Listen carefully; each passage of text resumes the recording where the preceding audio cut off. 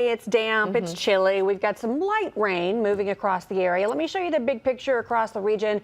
So you see this somewhat small area of rain that's left moving right through the St. Louis area. Lots of clouds out there too, but here's what I want you to see.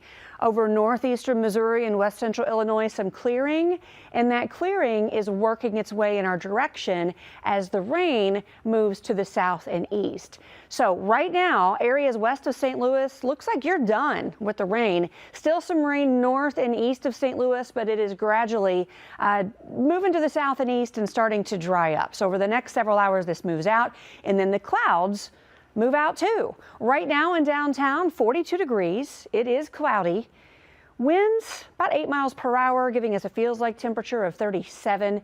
The good news is the sun will come out a little bit this afternoon. It's not going to warm up much, mainly due to that wind direction being out of the north. That's pulling in some cooler air. So here's a look at temperatures around the rest of the area. So we've got 42 down in Bonne Terre. Warrenton, you're at 40. 42 in Edwardsville. Nashville, Tennessee, a little warmer at 49. So the rest of the afternoon looks like this. So by 3 p.m. we're dry, but we're still mostly cloudy, about 48 degrees. Now by 5 p.m. skies are partly cloudy. By 7 p.m., just before the sun sets, now we're mostly sunny. And then skies clear on out this evening, and we get a nice little warm up tomorrow. As promised, details on the forecast for the Cards home opener. First pitch at 3:10 on Thursday. I mean, look at this, 64 degrees, mostly sunny. If you remember a couple days ago, it looked cloudier. There was a chance of rain. The rain chance is gone, and it just keeps getting sunnier. So mostly sunny, 64, very mild, also quite breezy.